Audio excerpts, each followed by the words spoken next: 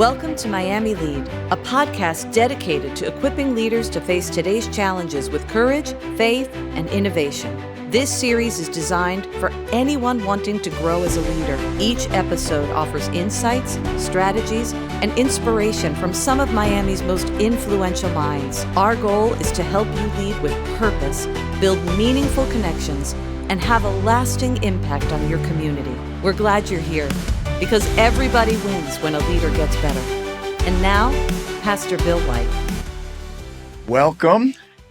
Good to see everybody in this room, but I'm also wanting to welcome all of those joining us for this season of our podcast, Miami Lead Podcast, as we remember together that everybody wins when a leader gets better. So we're in a room full of leaders, but we're hosting a special leader today who helps people lead their lives. And Daniella, Wright, I'm so thankful that you are able to be with us today. And I wonder if we could just make her feel welcome. Could we?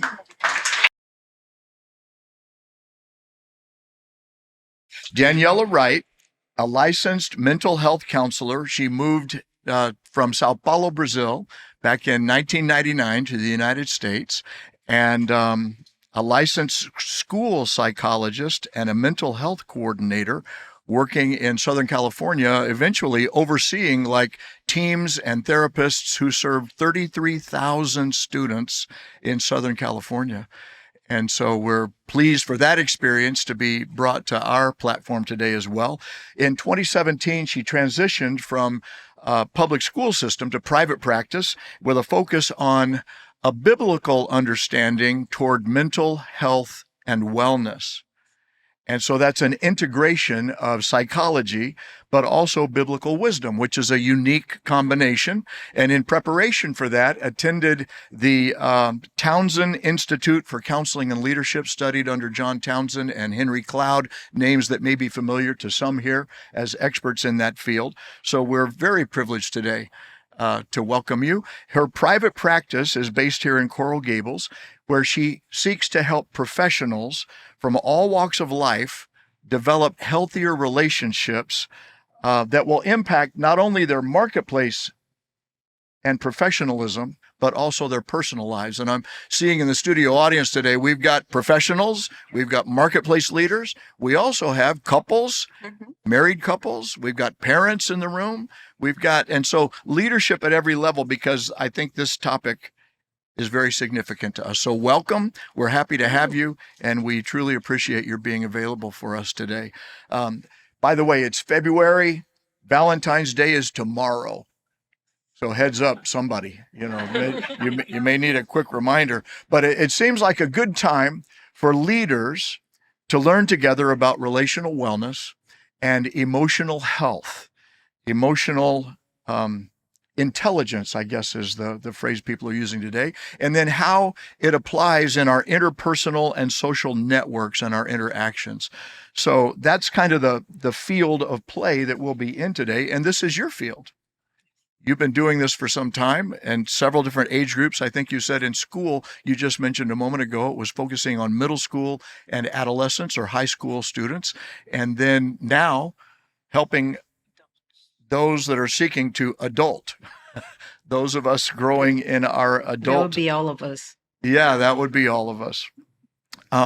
So the thing that intrigued me, and perhaps you know more about this than I do, which this is always a learning experience for me. I know you know more about this than I do, but is the concept of attachment theory, that this is what you call your focus. And I'd like you to bring us into that in just a moment. But before that, I want you to tell us, as a room full of Miami leaders at every level, what brought you to Miami? Because you chose to come here.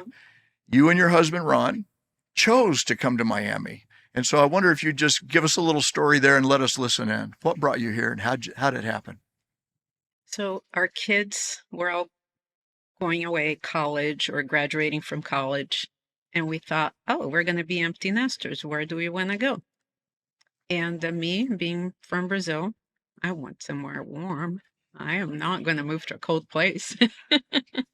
And so we start looking for places and start thinking, where do we want to go?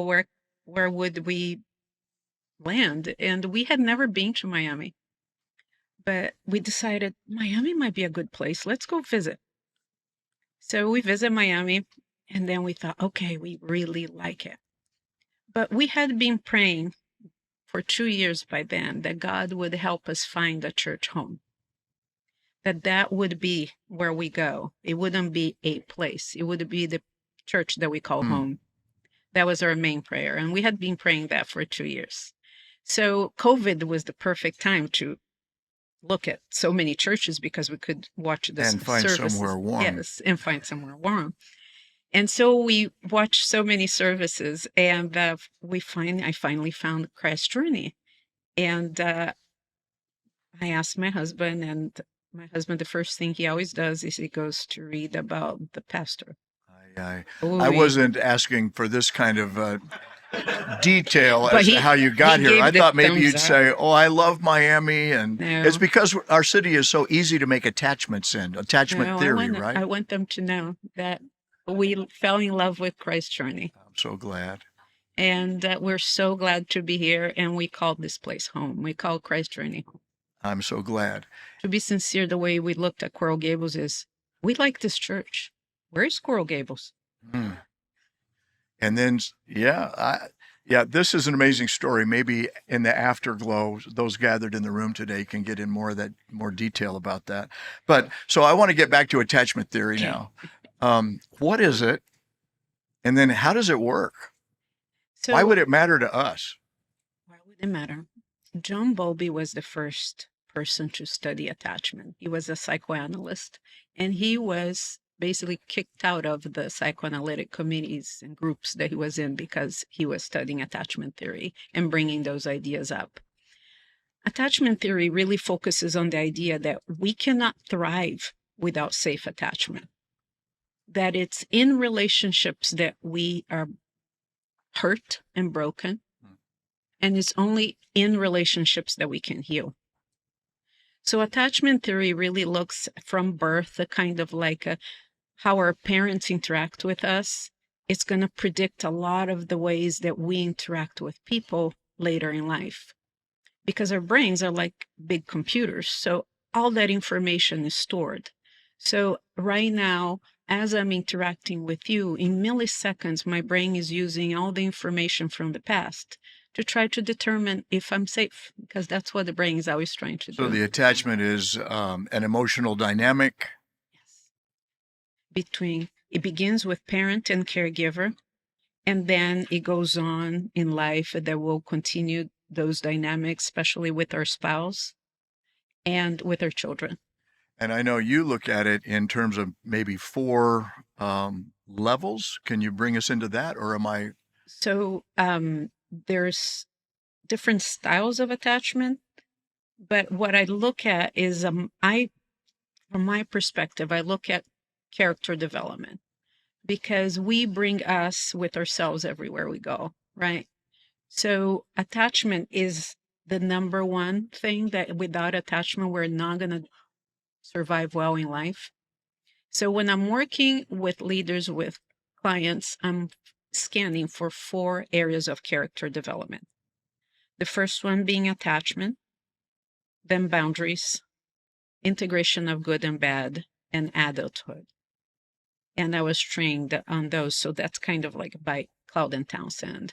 I was fascinated when we were visiting earlier today. You said this is kind of how the human develops in the stages of life too, from early attachment into discovery boundaries, into integrating good and bad, until finally becoming an adult. We hopefully become adults. And that's where your work comes in, to help people, to help parents perhaps, or to help personnel managers, or to help organizational team leaders.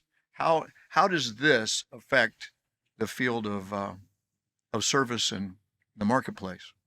It impacts all of us, Bill, because as you just said, those areas are developmental, and you want to grow in them. Let's say, for example, a surgeon that has problems with adulthood, being in the one-up position. He's going to yell. One up. Wait a minute. Tell us what does one up mean? I feel superior.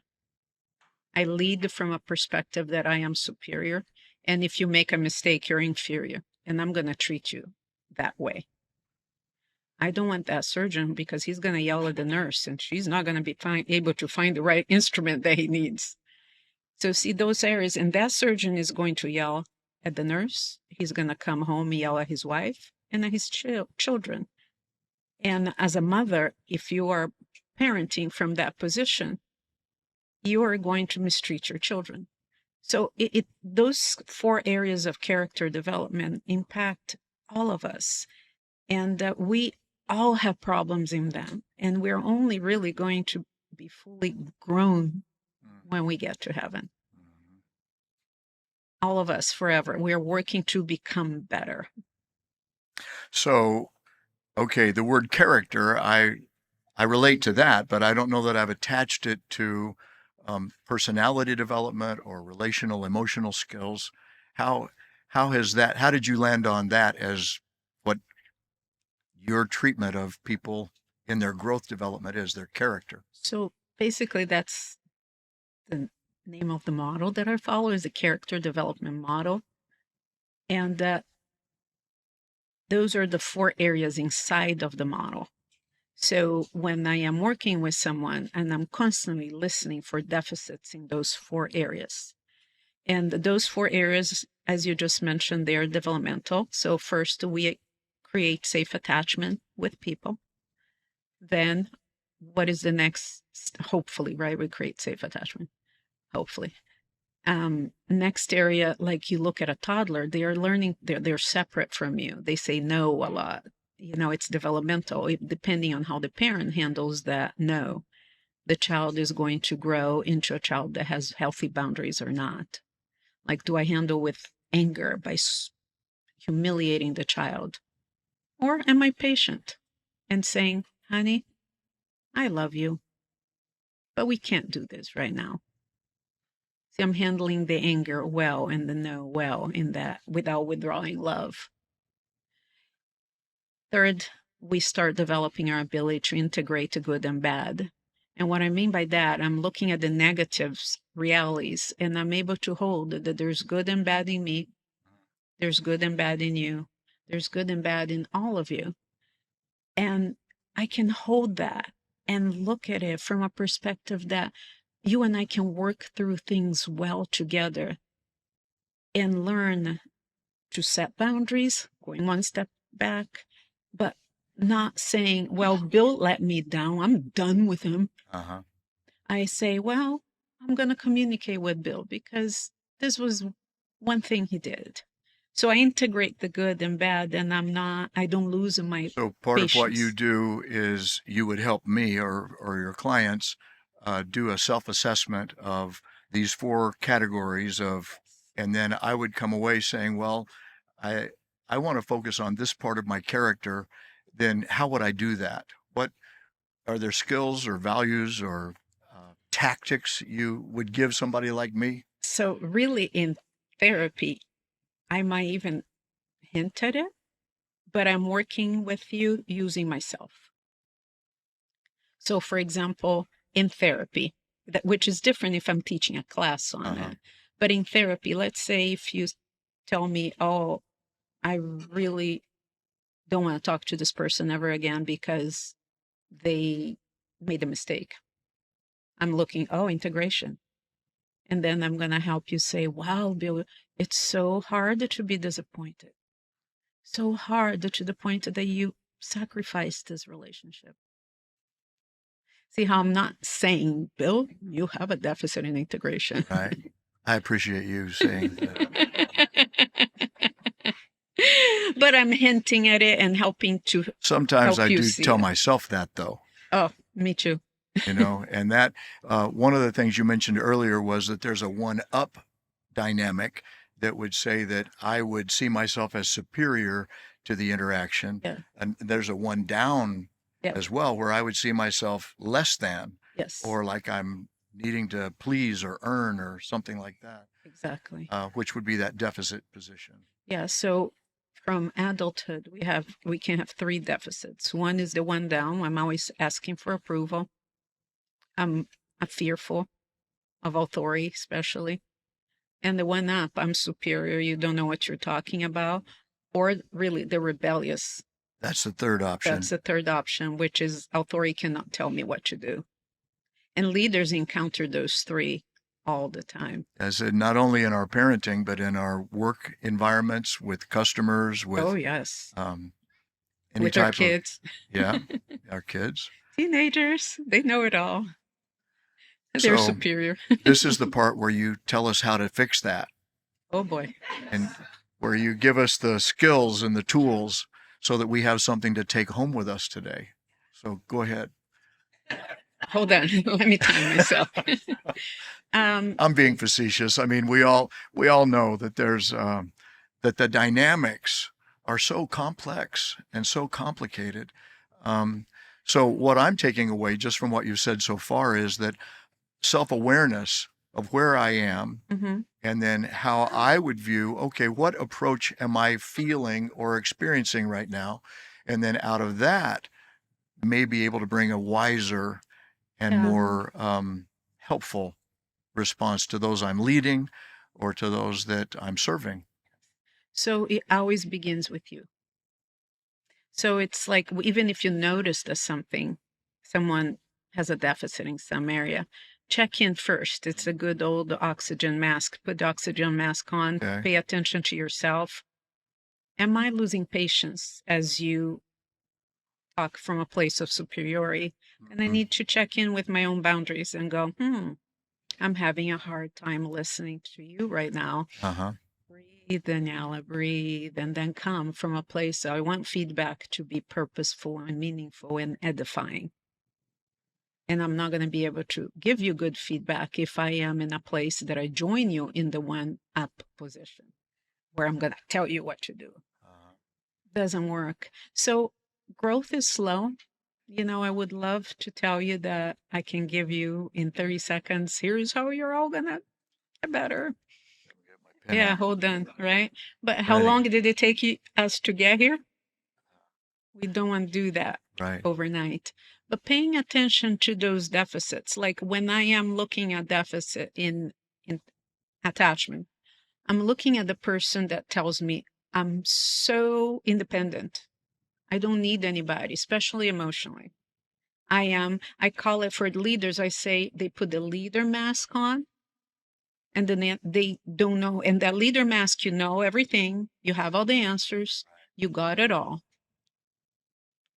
And for moms, for example, is just taking care of their kids and not getting the support that they need. We all need to have 3 to 5 people in our lives where we can feel that we're safely attached with them and take off the leader mask, take off the mom mask and go, I had a really bad day. Can you talk? Okay, back us into that just for a moment. You said we all need to have 3 to 5 people in our lives. Your life team. Where does that come from? From you cannot have, there's research that once you start going deeper, having more than that, you cannot take care of all of your friends. And those 3 to 5 people should not be your spouse. I mean, your spouse is always there for you, but your spouse and your dog don't count. And so I'm looking at attachment from a sense that I need to have people that I can call and they say, I know what's going on in Bill's life. You need that. I need that, because they are places that we can go when we're falling apart. And that's the attachment piece.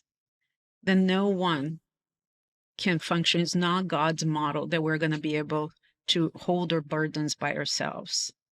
Yeah, thank God for high capacity, high confidentiality Exactly. friends who can be trusted. Yes. In an atmosphere of transparency. Yes. You're safe people. Now, but bring us in, because I know we have people paying attention today as couples, and you said this can't be your spouse, but you have another term that you use for the relationship of spouses. Yes. What is that? So for spouses, I always talk about co-regulation. Co-regulation. Yes. So a spouse might not be able, let's say you are married to an engineer and he really needs engineer friends to be able to talk about work. But a spouse can listen with empathy. So if my husband comes home and he wants to talk about the financial markets, I don't understand, but I can be there. Sorry, Ron. And I wish, but I can be there emotionally for him and just listen and say, this was a hard day for you. See, I'm co-regulating because he, in that moment, is more. He needs to decompress. He needs to decompress. Yeah. And so. Or just empathizing, or you're Yes. showing up. Yeah. We use a lot the motto of Gottman uses for what he calls us the stress reducing conversation. And in that moment, I am his prefrontal cortex. I'm lending him my prefrontal cortex because he's in the limbic system and brainstem. All the energy is there. And I'm there siding with him going, that was really hard. And so I side with him in that moment, and it helps him feel regulated again. And a mistake that a lot of times spouses make is in that moment, they side with the enemy. You know, you get your spouse dysregulated and they end up saying, but what did you say to get that answer? See, I'm siding with the enemy. Maybe you said something wrong. Now I'm not helping my spouse I'm not co-regulating well. I'm taking the enemy side. At first, 10, 15 minutes, we all need someone that is with us and for us when we come home.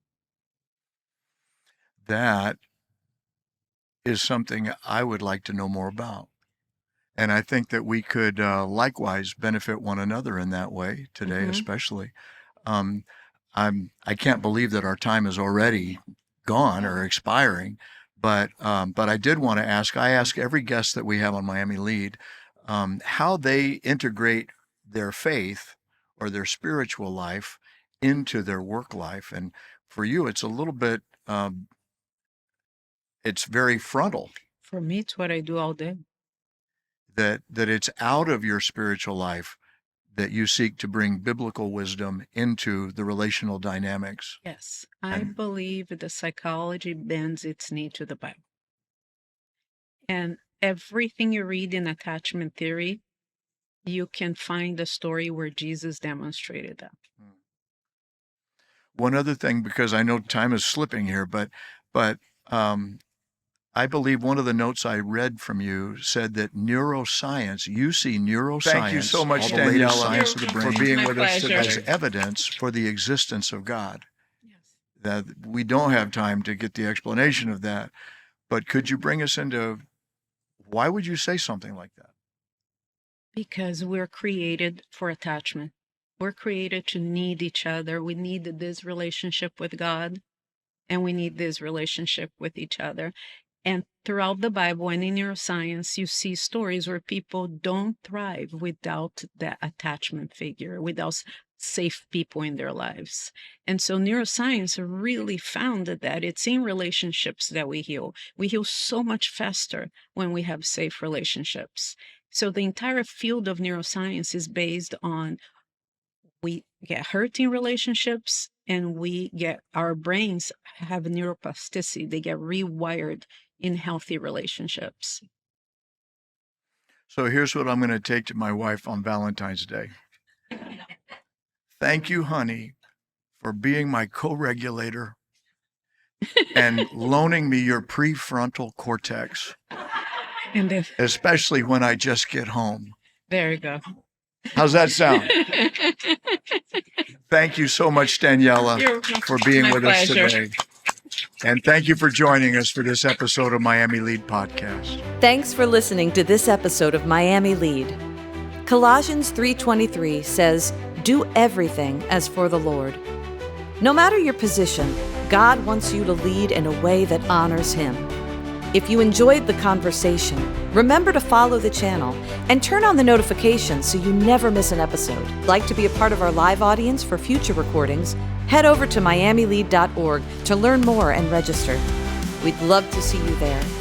Remember, everybody wins when a leader gets better.